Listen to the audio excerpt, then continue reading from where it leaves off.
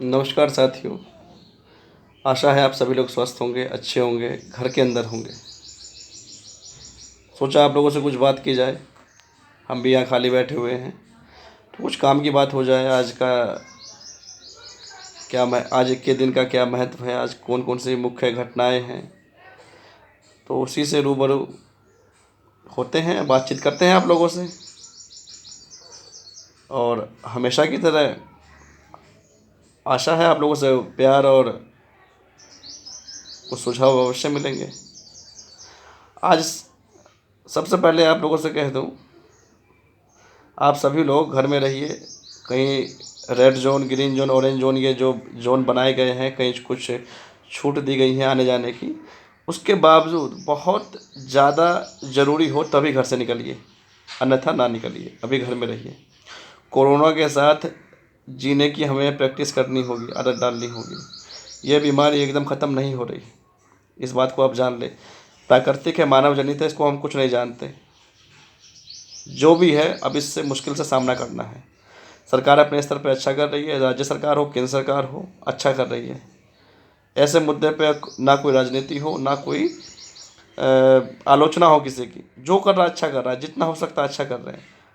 मैं भी एक शिक्षक हूँ, और भी जो लोग हैं जो शिक्षक पुलिस में है, स्वास्थ्य विभाग में है, सभी लोगों की कुछ ना कुछ ड्यूटी लगी हुई है और अपना अपना काम वो लोग अच्छे तरीके से कर रहे हैं और करना भी चाहिए।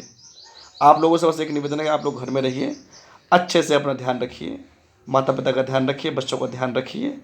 और एक सामाजिक जिम्मेदारी आपकी भी है, एक नैतिक जिम्मेदारी, सामाजिक जिम्मेदारी। आप भी समाज के व्यक्ति हैं। कहीं अगर कुछ देखते हैं आप, कुछ भी चीज़ें गड़बड़ हैं या कुछ चीज़ें सही नहीं हैं, तो आप उसके लिए तत्काल सूचना दे सकते हैं कि ये ठीक नहीं है, या लॉकडाउन का पालन नहीं हो रहा, या जो है भीड़ इकट्ठी हो रही है। तो ये आपको ध्यान रखना है। दूसरी चीज़, आज 7 मई 1807 मई है। आज आज भारत के नहीं, विश्व के एक बड़े साहित्यकार, चित्रकार, रचनाकार रविन्द्रनाथ टैगोर का जन्म दिवस है। आज गुरुदेव के नाम से हम लोग जानते हैं।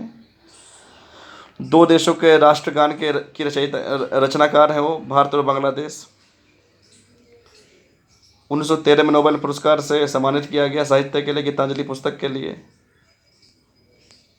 बीबीसी के पत्रकार ने उनसे पूछा, जब ब्रिटेन गए थे वो, कि आप इतना अच्छा कैसे लिख लेते हैं, मानवीय संवेदनाओं के मर्मज्ञ ऋषि हैं आप, इतना अच्छा कैसे लिख लेते हैं। अब लगता है कि खुद पे बीती हुई घटना है वो। हर कोई व्यक्ति उसको पढ़ता है तो लगता है कि हमसे ही उसका राबता है, हमसे ही वो संबंधित है।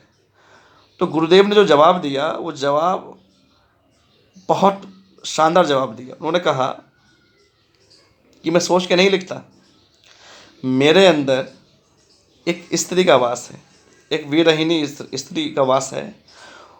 वो रो देती है, मैं लिख देता हूँ। सोचिए, एक कवि हृदय, यानी उनके हृदय में एक स्त्री का वास मत कह रहे हैं, और उसके रोने के पश्चात उसके आंसुओं से वो संवेदनाओं का मर्म लिखते हैं। तो ऐसे भी कवि हमारे देश में हुए हैं, साहित्यकार हुए हैं। आज कोई बहुत नई जनरेशन है, बहुत लोगों को नहीं पता गुरुदेव रविन्द्रनाथ टैगोर कौन थे।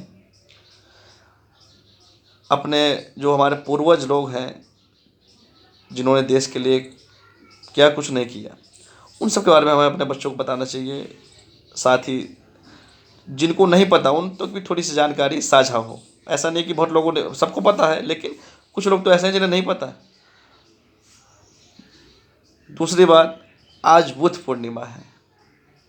भारत को एशिया में बुद्ध के जन्मस्थली के देश के रूप में भी जाना जाता है। बौद्ध धर्म गंगा की घाटी से उत्पन्न हुआ और एशिया ही नहीं, विश्व के कई अन्य देशों में वो धर्म फैला। महात्मा बुद्ध ने, हम गौतम बुद्ध भी कहते हैं, महात्मा बुद्ध भी कहते हैं, सिद्धार्थ भी कहते हैं, बचपन का नाम सिद्धार्थ था। 30 वर्ष की अवस्था में संन्यास लेके उन्होंने ज्ञान प्राप्त किया।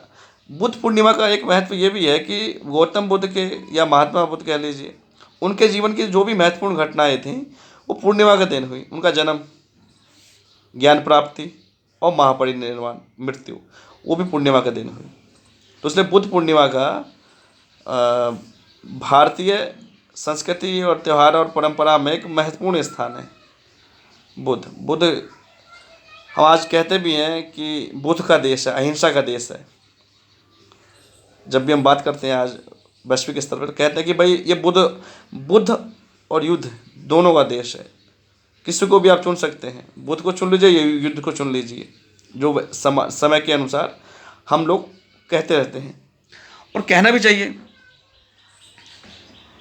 अज्ञानता, बुद्ध ने यही तो उपदेश दिया कि मनुष्य, सब कुछ मनुष्य के भीतर है, लेकिन अज्ञानता के कारण वो उसको नहीं जान पाता। 4 आर्य सत्य दिए, दुख क्या है, दुख का कारण होगा। तो जो अज्ञानता का जो बंधन है उसको काटना या उससे पार आना ही बुद्ध के मार्ग पे चलना है। तो आप सभी लोग स्वस्थ रहिए, अच्छे रहिए और खिलखिलाते हंसते रहिए। घर में कुछ ना कुछ किताबें पढ़िए, रचनात्मक काम करिए, अपने को जो है इंगेज रखिए, अटैचमेंट रखिए अपना कहीं ना कहीं। धन्यवाद। फिर अगली वीडियो के साथ आपके सामने उपस्थित होऊंगा।